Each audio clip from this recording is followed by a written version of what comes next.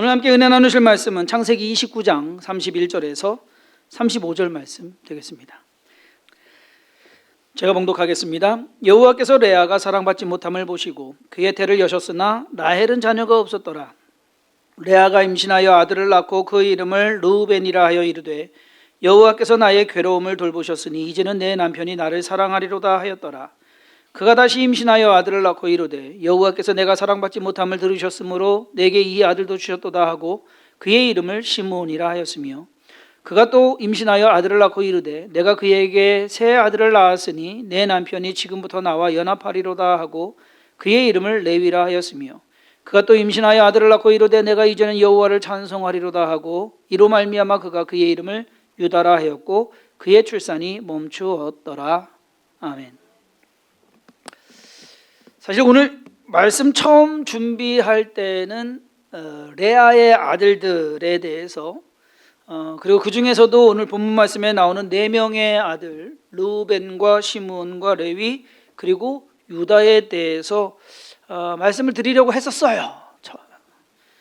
근데 이제 레아의 이 아들들의 이름을 이제 시작하려고 막 전개하다 보니까 이 아들들에게서 보여지는 레아의 인생이 있더라 하는 겁니다. 그래서 레아의 인생도 좀 먼저 다루고 넘어가는 것이 좋겠다라고 생각을 해서 오늘 이 말씀을 가지고 레아의 아들들이라는 제목으로 이 야곱의 첫 번째 부인인 언니 레아의 인생에 대해서 좀 한번 이렇게 돌이켜보고, 그리고 그녀의 인생에서 보이는 하나님 내 마음을 좀 찾아내는 그러한 시간을 가졌으면 합니다. 레아는 라반의 2딸 중에서 언니였습니다. 동생이 라헬인데 이 두 자매가 나이 차이가 얼마나 나는지는 몰라요. 기록이 없어요. 나이는 이제 여기 나오질 않아요. 근데 레아에 대한 묘사가 아주 짧게 나오는데 창세기 29장 17절에 레아는 시력이 약하고 라헬은 곱고 아리따우니라고 기록되어 있습니다. 여기서 시력이 약하다라고 하는 말이 이 눈이 안 좋은 거, 이 시력이 안 좋은 건지, 아니면은 보기에 이제 좀 약하다라는 것이 분명하지가 않습니다. 그런데 이제 뒤에 나오는 라헬을 이야기할 때 곱고 아리따웠다라고 하는 것을 보아서 레아의 시력이 좋지 않다는 것보다는 한마디로 예쁘지 않았다라는 그쪽으로 이해하는 것이 더 나을 것 같습니다. 그래서 그런지 야곱은 라헬을 좋아했습니다. 야곱도 남자는 남자인가 봅니다.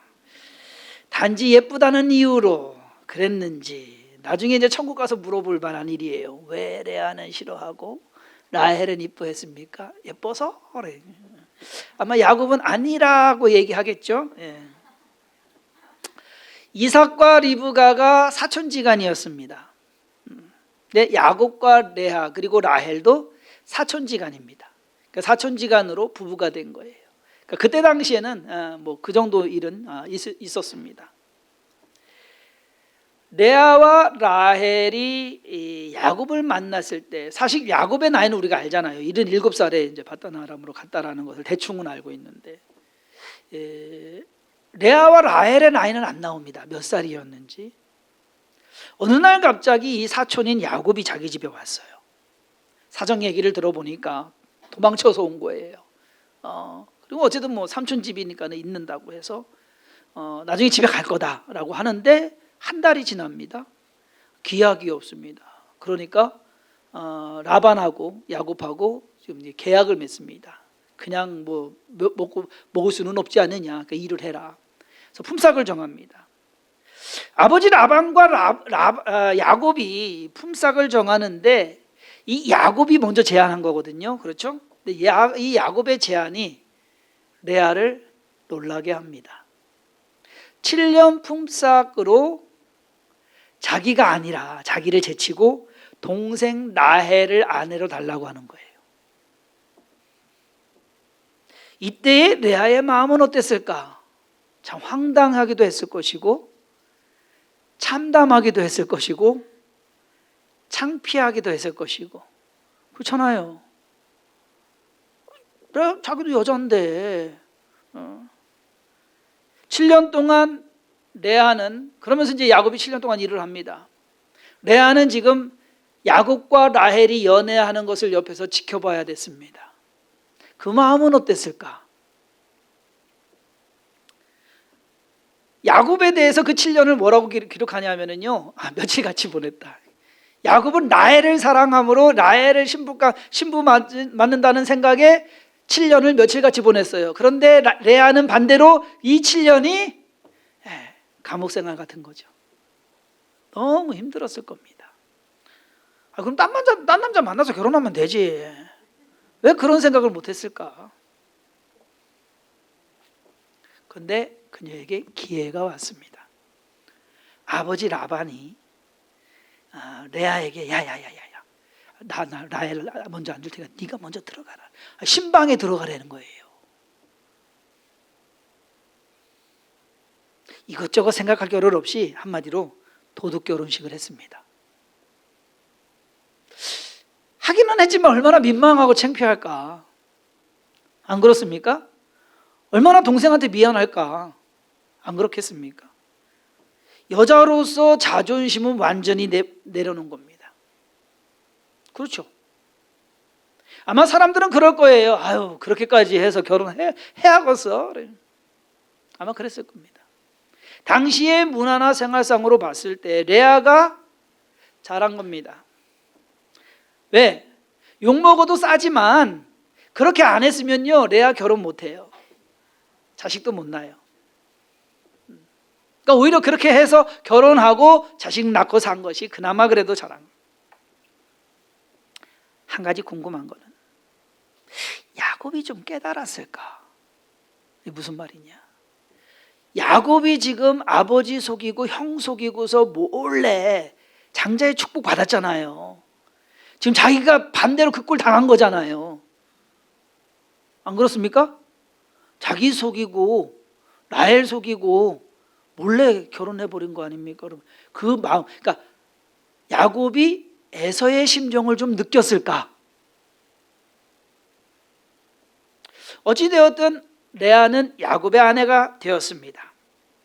그러면 좋을 줄 알았는데, 그리고 동생보다 못한 것 때문에 이제는 더 이상 힘들어하지 않아도 될 것 같았는데 웬걸 더 끔찍한 일이 생기고 맙니다. 자기랑 결혼했으면 이제 끝내야 되잖아요. 야곱이 이제 포기해야 되는데 안 포기해요. 야곱이 동생 라헬을 위해서 7년을 더 일하겠대요. 와, 이거 진짜 환장할 노릇입니다. 그때 아마 쥐구멍이 있었으면 들어갔을 거예요, 레아는. 안 그래요, 여러분? 어떻게 보면은 어쩔 수 없는 선택이었지만 레아는 평생 그 선택으로 말미암아 힘들어하면서 살게 됩니다. 자기가 선택한 것에 대해서 책임져야 되는 거예요. 사랑받지 못하고 잘난 것 없는 레아에게 그래도 좋은 일이 생깁니다. 오늘 우리가 읽은 본문 말씀입니다. 31절에 여호와께서 레아가 사랑받지 못함을 보시고 그의 태를 여셨으나 라헬은 자녀가 없었더라. 레아가 임신한 거예요. 그것도 동생보다 먼저.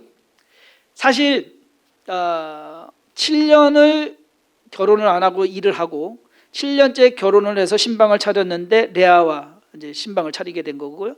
일주일 뒤에 라헬과 이제 다시 이제 두 번째 결혼식을 합니다. 그러고 7년을 더 채운 거예요. 그러니까 사실상 일주일 사이에 부인이 둘 야곱은 생긴 겁니다. 그러면 거의 레아는 사람 취급을 안 한 거거든요. 라헬하고만 있었어요. 그런데 레아가 임신을 한 거예요. 근데 아들까지 낳았어요. 그래서 첫 번째 아들의 이름을 루벤이라고 지었습니다. 루벤이라는 것은요, 아들을 보다라는 겁니다. 아들이다라는 거예요. 야, 아들이다. 거기에 더해서 레아는 이렇게 생각을 합니다. 여호와께서 나의 괴로움을 돌보셨다. 그러니까 동생한테 치이고 남편한테 사랑 못 받고 하는 그 모든 것, 이 괴로움을 하나님께서 돌아보셨다라고 하는 것. 그래서 루벤이라고 이름을 지었습니다. 레아는 여기서 끝나지 않고 시므온과 레위와 유다까지. 자, 시므온은 여호와께서 들으셨다라는 의미예요. 하나님께서 내 기도를 들으셨다, 또는 뭐 나의 어려움을 들으셨다. 레위는 연합이라는, 이제 셋을 낳았으니까 남편이 나와 함께 할 것이다. 야곱과의 그 연합을, 남편과의 연합을 간절히 사모하는, 근데 그런 일은 없었죠. 넷째인 유다를 낳았어요. 드시오. 유다의 이름이 찬송입니다. 하나님을 찬송하겠다. 레아는 아들을 넷이나 낳았습니다. 반면에 라헬은 하나도 못 낳습니다. 그러면 게임 끝 아닌가요? 그렇잖아요. 애 넷이나 낳고 하나도 없는데. 근데 안 그렇습니다. 이제 이상하게도요, 애 낳는 경쟁이 이제 시합이 이제부터 시작하는 겁니다. 동생 라헬이 애를 낳지 못하자 자기 몸종을 남편에게 줍니다. 참 기가 막힌 일이 생겨요. 이게 어디서부터 시작됐느냐? 아브라함과 사라 때부터 시작된 거예요. 사라가 애를 못 낳으니까 하가를 줘가지고서 애 낳게 했잖아요. 그래서 이스마엘 낳았잖아요. 할머니거든요. 시할머니가 했던 일을 지금 라헬이 하는 거예요. 그러면서 몸종이 남편에게 낳은 아이를 자기 아이라고. 여러분 솔직히 따지고 보세요. 내가 낳은 자식이 아니에요? 몸종이 낳은 거예요? 언니가 낳은 자식들이에요? 그럼 누가 더 가까워요? 언니가 낳은 자식들이 더 가까운 거 아니겠습니까? 그런데 아니에요. 지금 이상하게 참. 어찌되었든 라헬의 시녀 빌하는 단과 납달리 둘을 낳아줍니다.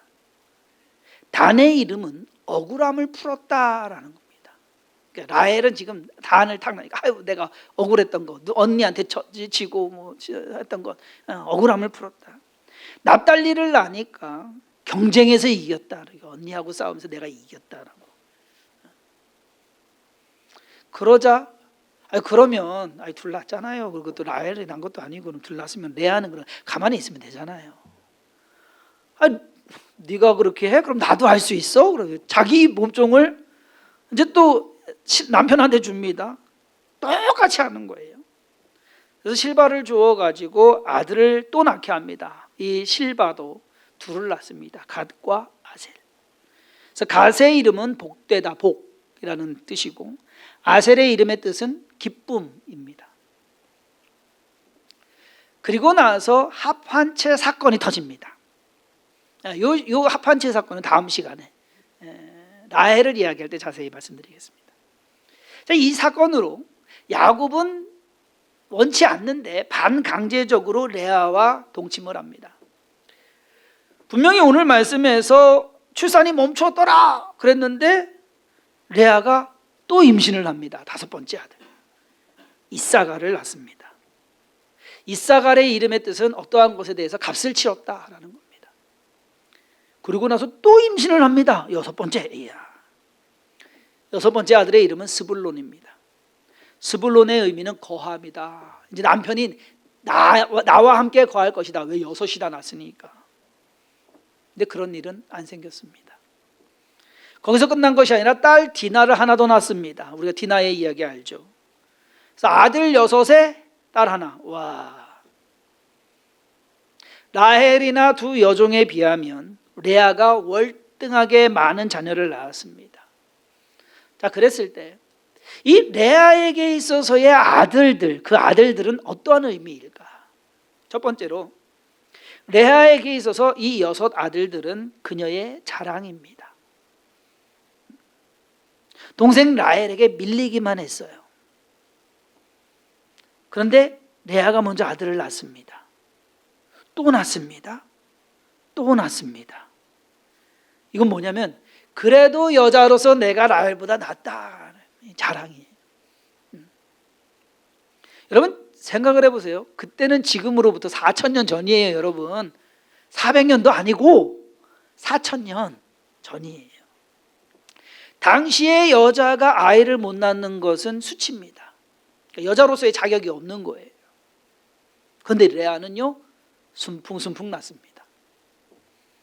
레아에게 있어서 아들들을 낳는 것은 그녀가 여자로서 잘난 여자라는 것을 나타내 주는 겁니다. 그렇기 때문에 레아는요 낳을 수 있을 때까지 낳는 거예요.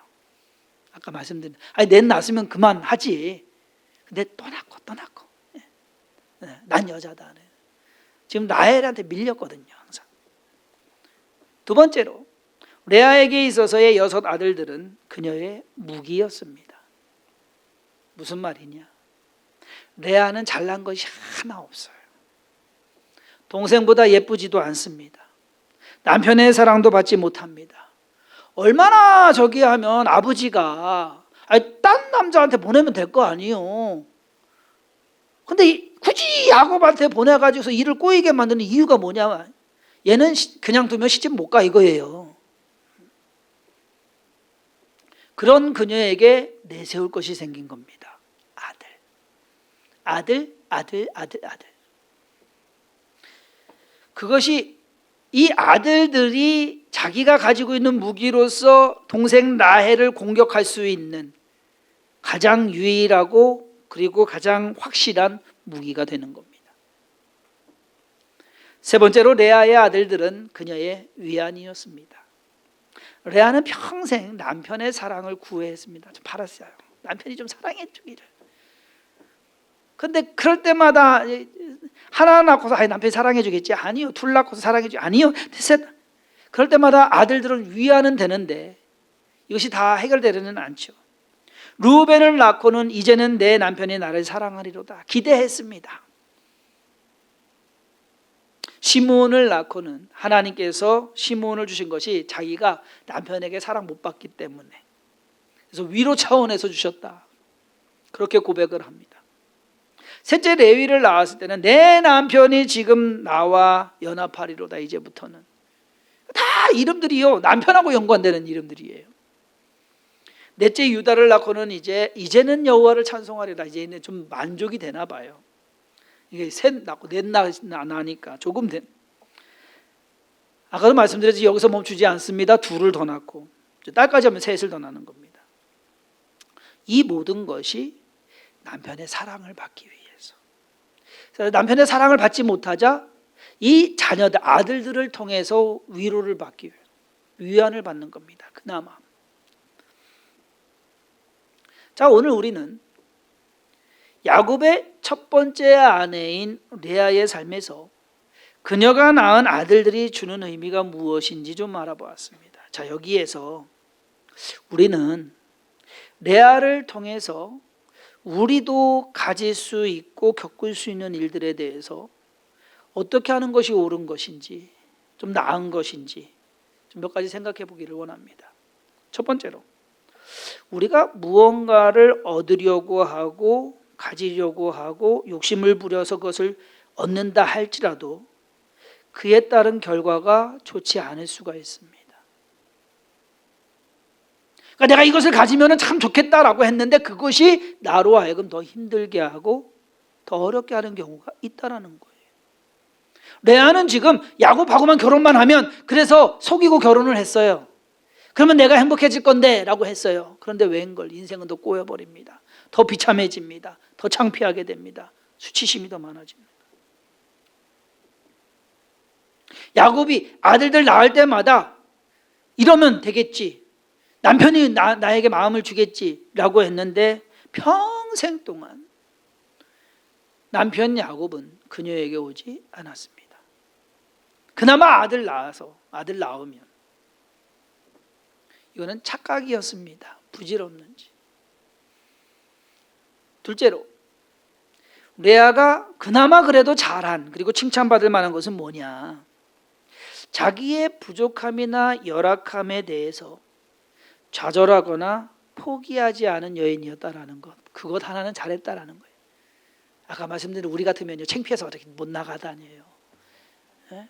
얼굴 들고 못 다녀요. 좀 뻔뻔해야 되거든요. 안 그렇습니까? 동생 대신에 신방 들어갔는데 그럼 사람들 뭐라고 하겠습니까? 이야, 뭐 잘했다라고 하겠습니까? 이 뻔뻔해야 되거든요. 그럼에도 불구하고 포기하지 않고 주눅들지 않고 좌절하지 않고 그 꿋꿋한 삶을 살아간 것, 이거는 잘했다. 레아는 늘 동생 라헬한테 밀렸습니다.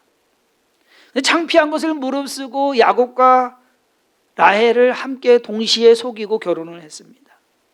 아들들을 많이 낳았음에도 불구하고 인정받거나 사랑받지 못했습니다. 그래도 레아는 꿋꿋이 그녀의 인생을 살아갑니다.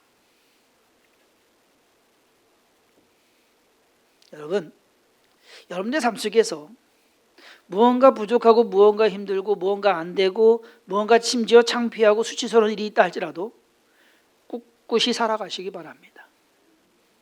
그게 신앙적인 거예요. 창피해서 못 살고 없어서 못 살고 뭐해서 못 살고 이런 사람 못 살아요. 믿는 사람은 그렇게 살면 안 되는 거예요. 셋째로 레아의 인생에서 우리가 깨닫게 되는 것은 정말 아무것도 없는 남보다 못한 사람들에게 있어서는 심지어 아버지까지도 포기하고 남편은 사랑 주지 않고 그렇죠? 그런 여인이었는데 그런 여인이 뭘로 살아갔느냐? 하나님의 은혜로 살아갔다. 이것이 중요합니다. 오늘 첫 구절 본문 말씀 첫째 31절에 여호와께서 레아가 사랑받지 못함을 보시고 그의 태를 여셨으나 라헬은 자녀가 없었더라. 그러면서 줄줄이 아들 낳은 것을 기록합니다. 레아는 사랑받지 못하는 여인이었습니다. 그런데 하나님의 은혜를 얻은 여인이었습니다. 라헬은 임신을 하지 못하는데 레아는 임신할 뿐만 아니라 넷을 쫙 내리놨습니다. 하나님이 그렇게 해주신 거란 얘기예요. 레아가 한 게 아니라. 성경은 임신하는 것에 대해서 하나님께서 태를 여셨다라고 기록하고 있습니다. 특히 구약 성경에는 그런 부분들이 많아요. 이것은 하나님의 권한인 동시에 하나님의 능력이고 하나님께서 주시는 복이에요. 그런데 그 하나님의 은혜가 라헬에게는 없다는 얘기예요. 레아에게. 사람들은 별로 인정하지 않고 별로 예쁘지도 않고 한 그 레아에게 하나님의 은혜는 레아에게 있었다라는 것. 임신도 마음대로 안 되는데 거기에다가 아들만 6 낳는 게 쉬워요, 여러분? 확률적으로 하나님이 그렇게 낳게 해주시는 거란 얘기죠. 그렇게 주셨다라는 것. 하나님이 아들만 6을 쫙 낳도록. 성도님들이 나는 잘난 사람이야 라고 스스로 생각하시면 오늘 말씀은 별로 왜 레아하고 상관없으시나요? 그러면은 다음 주에 말씀 잘 들으세요. 다음 주 말씀은 잘난 사람 얘기할 테니까.